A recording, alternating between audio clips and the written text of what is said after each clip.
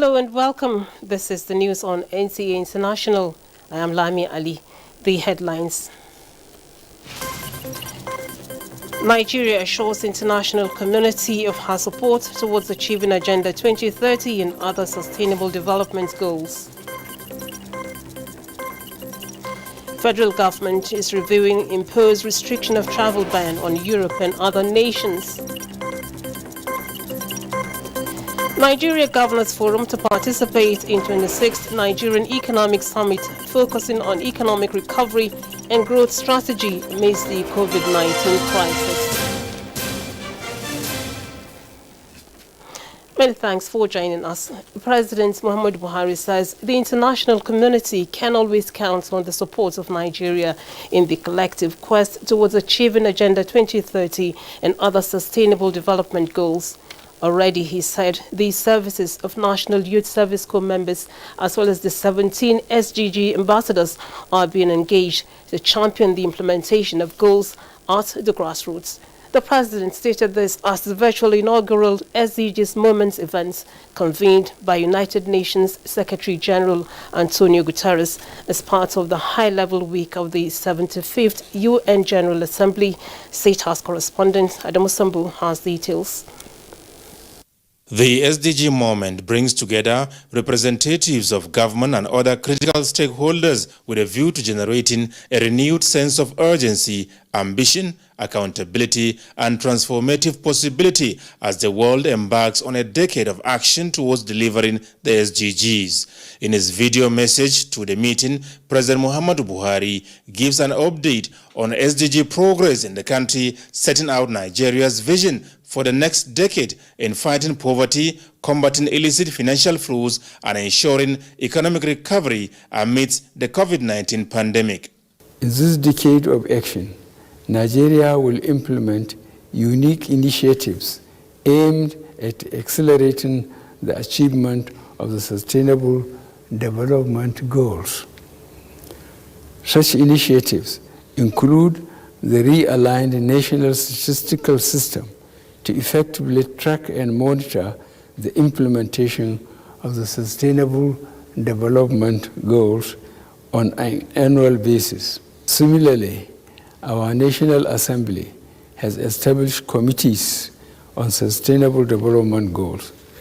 The National Youth Service Scheme is also ensuring that Nigerian graduates actively participate in the Sustainable Development Goals implementation processes by serving as SDGs champions at the grassroots. Nigeria is also committed to mainstreaming the Sustainable Development Goals into our subsequent development plans. Taking pride in the good strides achieved in the SDG domestication processes, the President says a novel, homegrown, integrated Sustainable Development Goals model has been developed, while a model private sector advisory group as well as an SDG donors forum have been set up to engage those that matter towards the attainment of the goals. However, the coronavirus pandemic has altered our socio-economic dynamics and threatened to derail our progress on achieving the Sustainable Development Goals.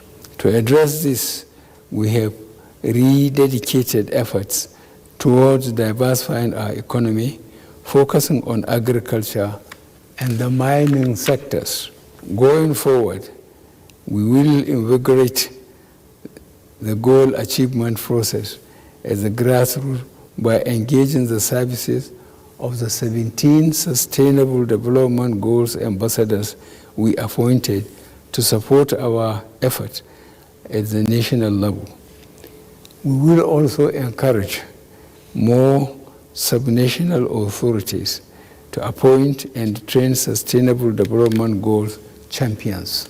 President Buhari, however, explains that with the challenges posed by observed policy incoherencies and trade-offs, Nigeria will pay greater attention to interlinkages and mainstream sustainability assessment in the annual cycle of the nation's policy planning as well as budgeting and reporting processes. With the event coming at a time of great uncertainty, participants believe that the SDGs can show the way forward to a strong recovery from COVID-19 and better future for all on a safe and healthy planet. From the State House, Adamu Sambo, NTA News. Professor Tijani Muhammad Bande has no doubt made Nigeria proud following a successful and fulfilling tenure as the President of the 74th General Assembly of the United Nations. He became the President after serving as Vice President of the Assembly's 71st session. As a veteran African diplomat, his top priorities for the session were poverty eradication, quality education and inclusion. In this report, Adebola Brooksland Sunday takes a look at the reign of Nigeria's Professor Bande as the 74th President of the Assembly. As permanent representative, Nigeria's Professor Tijani Muhammad Bande worked with colleagues from all regions of the world in pursuit of common objectives. He served as chair of the Special Committee on Peacekeeping Operations, member of the Advisory Board of the United Nations Counter-Terrorism Center, and chair of the ECOWAS Group. Tijani Muhammad Bande. On the 4th of June 2019, the United Nations General Assembly elected Professor Tijani Muhammad Bande president of its 74th session. Mr. Volkan Bozkır. Before handing over the mantle of leadership to his successor, Professor Bande listed some of the giant strides accomplished by the session. The first high-level meeting of the 74th session of the Assembly focused on global health, when we did not know that the session and the year 2020 would be defined by a pandemic. Announcing for development, tackling the peculiar challenges faced by small island developing states, prioritizing the rights of the child, elimination of nuclear weapons, and ensuring that peacekeeping operations got needed funding. For the 75th Assembly, these are the wishes of Professor Tijani Bande. We must renew our commitment to its ideals and values. We must fashion more creative ways of better delivery for those we serve. Many vulnerable individuals and groups look upon us. We must not waver in our commitment to serve them. Can I please ask a big round of applause to President Mohamed Bande. Taking over the Assembly, Volkan Bozkır, who was full of excitement and praise for his predecessor, described him as a goal-getter and achiever, and promised to build on the legacy of Professor Bande with a responsibility to strengthen faith in multilateral cooperation, international institutions with the United Nations at the center, as well as the revitalization of the work of the General Assembly and Security Council reform. As long as health conditions allow, I intend to continue physical meetings of the General Assembly, taking the necessary mitigation measures to protect the health and safety of delegates and UN staff. We must continue to respond to the immediate impact of the COVID-19 pandemic by strengthening our systems and supporting the development of equitable distribution of treatments and vaccines. Volkan Bozkır, a Turkish diplomat and politician, served as the Minister of European Union Affairs between 2014 and 2016. His tenure is expected to end by September 2021. Adebola Brooksland Sunday, NTA News. And it was what many described as a rough takeoff since the Independent National Electoral Commission, INEC, announced September 19th for the conduct of the Edo governorship election, from internal party wranglings, defections to violent attacks. But in all of these, INEC was at the center to ensure peace. Mia Ogidi reports on some of these efforts and INEC's preparedness. Edo State, ancient in history, modern in outlook, headquarters of culture and tradition, are now the bay of political activities. Edo State has a date with destiny on the 19th of September 2020 to elect a leader, while INEC and the police have a bet with the president over the conduct of Edo and Ondo governorship elections. His Excellency Mr. President, who has reiterated his commitment to ensuring that the processes are free and fair and the environment secure. And this is the beginning of the process to make sure that this country from now onward gets election that will be exemplary to the rest of the world. That was on the 8th of January 2020. So, this promise is a great task considering the political cloud. At a point, INEC was fed up with the situation. In order not to leave the situation to its own devices, the INEC boss made Benin City a temporary office. I went to Benin and spent 3 days, and we visited important stakeholders, including His Royal Majesty the Oba of Benin. The Oba of Benin and the Abu Salami Abubakar-led National Peace Committee intervened, and interventions that resulted in 2 orgs that serve as a renewal of hope for a peaceful conduct. Peals of smiles and laughter. Are there enough reasons for the security agencies to go to bed? Bearing in mind that police alone has deployed 31,000 personnel, more than 2.2 million voters, 18 local government areas, and above 20,000 staff, the INEC chair, a chronic optimist, displays his optimism, while the political climate shows some silver lining. The daily COVID-19 figures in the country are no longer fattening, but INEC takes nothing for granted. No face mask, no voting, but there is need for clarification on this. The Commission is not insisting on surgical face masks. The countdown to the election is no longer in weeks, but in hours. Mayor Ogede, NTA News.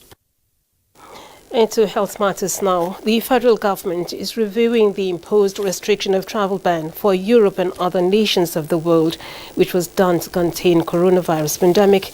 This was the outcome of the meeting between European Union ambassadors and the Presidential Task Force on COVID-19. Usman Aliyu reports.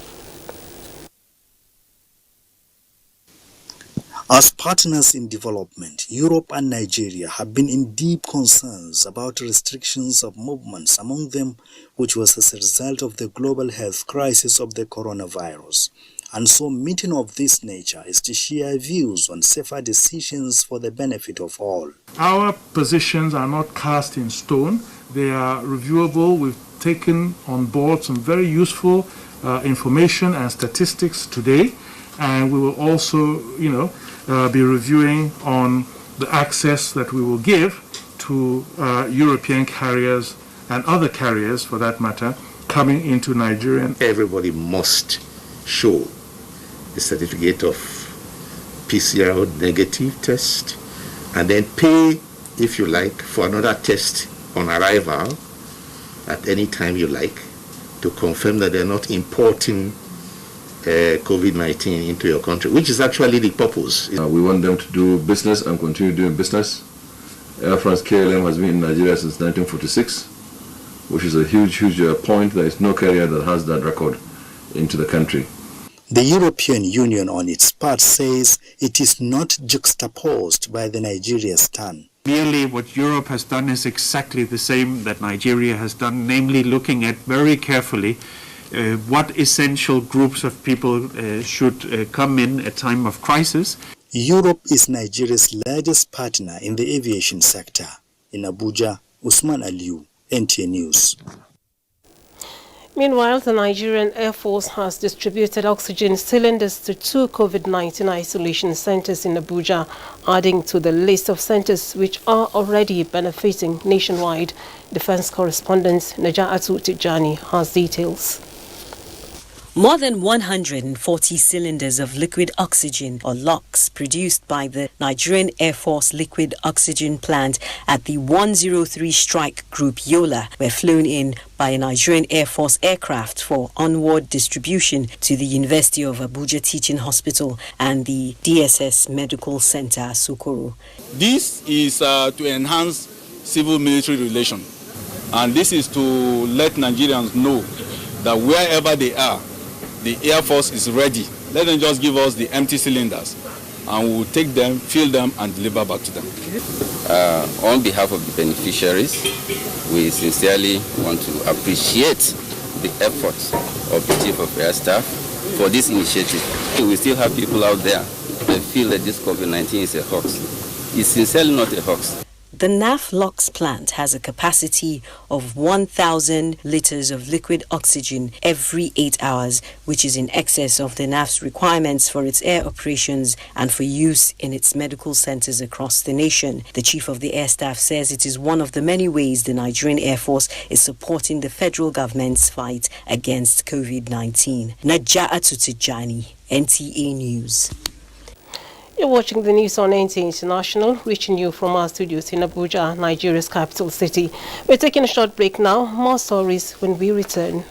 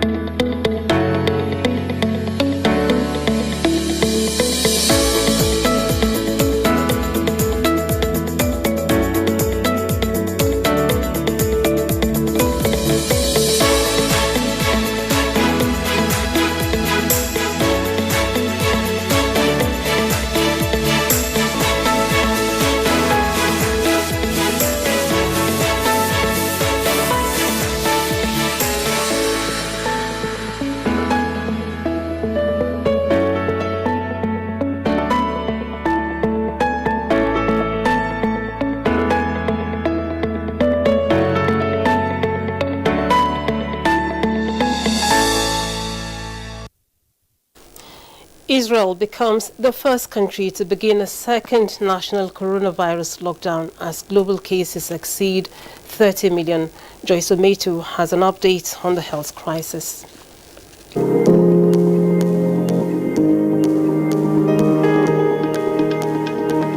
It's been 6 months since the World Health Organization declared the coronavirus a pandemic.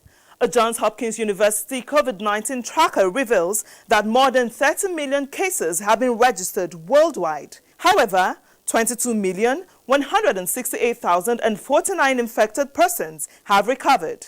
As at 6 p.m. Nigeria time, the global death toll stood at 952,223. Africa is still the least affected region so far, accounting for 1,390,091 of global cases. Unfortunately, 33,500 infected persons have died across the continent. While cases in Nigeria appear to be taking a downward turn in the last few weeks, the Center for Disease Control and CDC said Nigeria has so far recorded 56,735 cases, 1,093 deaths, and 48,092 patients discharged. Meanwhile, Israel has entered a second national coronavirus lockdown, with residents facing at least 3 weeks of tough restrictions that will disrupt the Jewish holidays. The Prime Minister Benjamin Netanyahu said the move was essential after hospitals raised the red flag following an increase in COVID-19 cases. In the Middle East, Iran has declared a coronavirus red alert as daily deaths and cases increase at an alarming rate. Latest figures released Friday by the Iranian Health Department show that the country recorded 3,049 new cases and 144 fatalities in 24 hours. In Europe, the United Kingdom's Health Minister Matt Hancock said coronavirus infections are accelerating across the country, with hospital admissions doubling every 8 days. The minister said that a lockdown was a last resort, but the government will do whatever it takes to tackle the virus. And that's it from here. I am Joyce Ometu. And away from the pandemic, distributed statutory revenue of 531.83 billion naira received for the month of August was lower than the 543.788 billion naira received for the previous month by 11.958 billion naira. The Federation Accounts Allocation Committee, FAC, this Thursday shared to the 3 tiers of governments a total sum of 682.060 billion naira as Federation allocation for the month of August 2020. The communique issued by the committee at the end of the meeting indicates that gross revenue available from the value-added tax for August 2020 was 150.23 billion naira as against 132.619 billion naira distributed in the preceding month of July 2020, resulting in an increase of 17.611 billion naira. Balance in the excess crude account as at 17 September 2020 stood at $72.409 million. Now, 18 governors are to participate in the forthcoming 26th Nigerian Economic Summit, which focuses on subnationals as frontiers for economic recovery and growth strategy amidst the COVID-19 crisis. Abubakar Usman Akwanga reports that this was part of the communique issued at the end of the 17th Nigeria Governors Forum teleconference on COVID-19. The summit, which aims to bring together local and global policymakers, business leaders, development partners, and scholars, will hold via virtual conference, expected to produce blueprints for reviving the economy at subnational levels. The forum also inaugurated technical committee of the NGF-NESG Economic Roundtable to coordinate and facilitate partnership based on Memorandum of Understanding, the annual performance assessment for states' fiscal transparency, accountability and sustainability program being coordinated by the Office of the Auditor General of the Federation will be completed this week. Updates were provided on the ongoing health-related interventions across states, including regional disease surveillance system enhancement to COVID-19 support fund, basic healthcare provision fund, and saving 1 million lives performance for results. The forum urges World Bank to fast-track the review of the SMART survey conducted by the National Bureau of Statistics and finalize baseline assessment to basic healthcare provision fund. The Nigerian Governors Forum also receives briefing from Chairman of NGF Subcommittee on COVID-19 and Vice Chairman of National Food Security on progress of engagement with the Center on delivery of timely and critical mandate. In Abuja, Abubakar Usman Akwanga, NTA News. And the federal government is set to ensure that micro, small and medium enterprises negatively impacted by the global pandemic are not allowed to suffer more due to inability to meet up with its financial responsibilities. The Minister of State for Industry, Trade and Investments, Ambassador Mariam Yelwaji Katagum, said about 1.7 million businesses will be captured by the 75 billion naira federal government's MSME Survival Fund. Chimobi Walton Naji now reports. Committed to lifting over 100 million Nigerians out of poverty within 10 years, the Buhari administration, through the Ministry of Industry, Trade and Investment, in its constant review of the National Industrial Revolution Plan, which expires by the end of the year. This and other issues led to the advocacy visit by the ministry to the NTA to deepen partnership between the ministry and the authority in its quest to educate Nigerians in government policies geared towards sustainable development. We're in the process of putting together, and we're hopeful that before the end of this year it will be ready, an auto policy, because we'll be discussing with various automobile manufacturers who are interested in coming to set up in Nigeria, and they're just waiting for that auto policy to be in place so that they can come and set up here.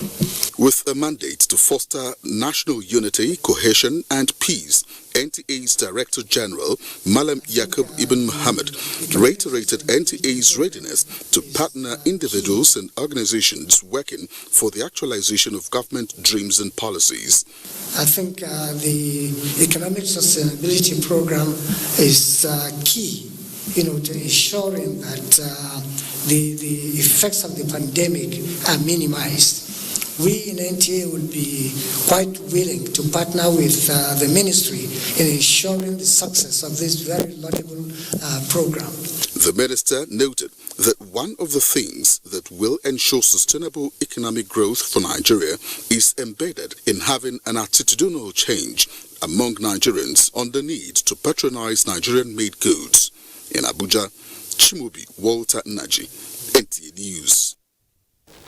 Now, the National Emergency Management Agency, NEMA, says it has activated all measures and plans to tackle cases of flooding across the country. Director General of the agency, Air Vice Marshal Muhammad stated this in a message at Niger and Sokoto states where COVID-19 palliatives were presented in the states. Ilyasu Ali Yakubu reports. The government has continued the distribution of COVID-19 palliatives to vulnerable Nigerians. A team headed by the Director of Relief and Rehabilitation of the National Emergency Management Agency, NEMA, Dr. Onimode Bandele, presented the palliatives to Sokoto and Niger State governments. As palliative for distribution to vulnerable persons affected by the recent restriction of movement to curtail the spread of COVID-19 pandemic. An taimaka mana kwarai, mun gode, in sarrafa da ni da iyali na mu ci rayuwa ta ji dama. The items delivered in Sokoto include 1,701.6 metric tons of maize. These food items are meant to cater for 80,405 households. Similarly, items were also delivered in Niger State. The breakdown shows that 1,490.36 metric tons of maize are to cater for 64,715 households in Niger State. I feel highly honored to welcome you all to this important activities of the service of humanity. On behalf of the government of Sokoto State and the people of Sokoto State to receive these items that have been presented to us and to assure NEMA that government has put in place measures for proper and equitable distribution of these items. Ilyasu Ali Yakubu, NTA News.